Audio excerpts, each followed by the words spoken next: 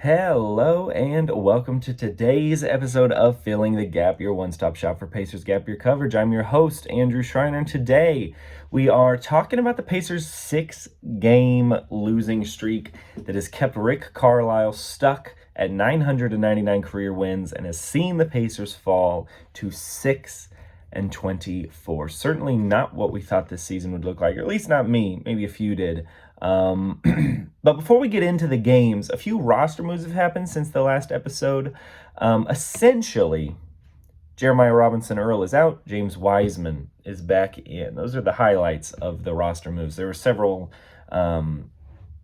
mechanical kind of switches here and there. Gabe McLaughlin was on the team for a little while. They didn't have a hardship contract, and then they did get one again, and so it's been a little bit chaotic, but that's the basic. Jeremiah Robinson-Earl no longer on the team. James Wiseman is on a 10-day contract. Since our last video, we've also seen a couple injuries pop up. Isaiah Jackson has a concussion. He's day-to-day.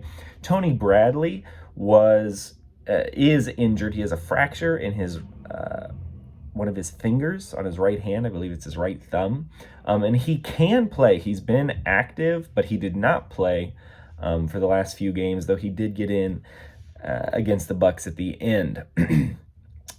We did see the return, or actually the debut, I should say, of Cam Jones. He's finally played. He's shown a little bit of scoring at the end of the last two games against Boston and Milwaukee. He is yet to miss a shot. He had 2 points against the Celtics and made a 3 against Milwaukee. So it's good to see the rookie out there getting some minutes.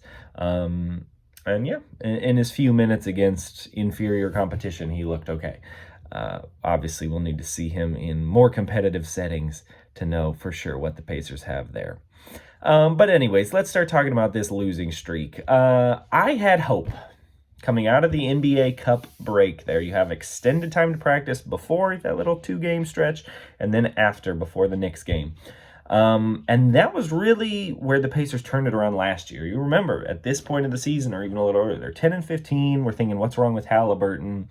And then they put together an incredible second half, or second last two-thirds of the season, and do what they did. And while I didn't quite expect them to go on that same level of run, I think there was a lot of hope, a lot of reason for optimism that as the team's starting to get a little healthier, has more time to gel with this new team, that practice time would start to result in some more wins. And they had started to play a little better, winning 4 of 6 before this losing streak. And there was a strong-ish start to that. Looked like maybe that will pay off. They took the Knicks, who had just won the NBA Cup, to a 1-point loss, 114-113, and you had a tough Jalen Brunson 3 to win that one for them, and then the stolen inbounds pass was very disappointing, that they couldn't get Siakam the ball with 3 seconds to go. But you had a great performance from Nembhard, who had 31, and Siakam, who had 26. Thought, okay, even though the Knicks were down a few players, Towns didn't play, a few others didn't play because of the NBA Cup effort that they had, maybe they can, maybe they're starting to play better. Maybe they can steal a win against a really good team, and that will set them on a positive note. But the Pacers followed that up with a truly embarrassing effort in New Orleans against the Pelicans. They gave up 40-plus points in the first quarter, and the game was never really in question. Defensive effort was just terrible. And then that really set the offense behind as well. I think that this season the team needs to lead with their defense, where in previous years maybe they've been able to lead with the offense and then get stops when they need them. This team has to start on the defensive end because they just don't have the offensive firepower. They then have a slight break, and then they come back for the Celtics, this back-to-back, and they go to Boston, and it was a game of two halves, and three-point shooting was really the key. The Pacers had a fantastic first half. They scored 61 points. They were 12 of 20 from behind the arc. They had a solid lead early in the third quarter. They stretched it to a 20-point lead, and then the Celtics came roaring all the way back and ended up winning fairly comfortably. The Pacers were 1 of 20 from the three-point line and scored only 34 points in the second half. Another really disappointing collapse from the Pacers. Hoped that that would spark a response. The next night, they came home on a back-to-back to play against Milwaukee, and it was another bad effort. Maybe there were some heavy legs there, but against a Giannis-less Milwaukee squad, they lost 111-94, and really, aside from a slight push in the second half from the bench unit, the game was never in serious question. And so it's been a pretty disappointing run for the Pacers. Obviously, a 6-game losing streak is bad, but even the way they've looked has been disappointing. Some really embarrassing losses over these past 6 against the Wizards and the Pelicans. Some late game collapses. And then just showing an inability to compete with average level teams, Milwaukee and Philadelphia, which that game, the Philadelphia game, as I talked about previously, was closer than the final scoreline indicated, but still, that at some point you have to win, right? The wins are what matters more than how it looks. It's a bottom line business, as they say. So some thoughts on this run of poor form from the Pacers. Mathurin is really struggling. Early in the season, he looked great, and then maybe the injury has him set back a little bit. Maybe he's still struggling to find himself this season. But he is averaging only 15 points per game in his last 10. Last season, he was a 16-point per game scorer, and now in this bigger role, I very confidently, before the season, said I think he's going to be a 20-point scorer this year, and he's not able to do that.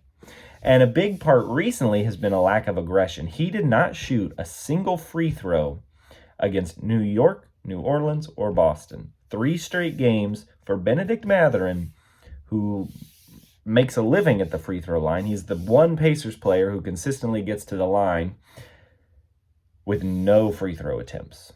Not even makes, no attempts.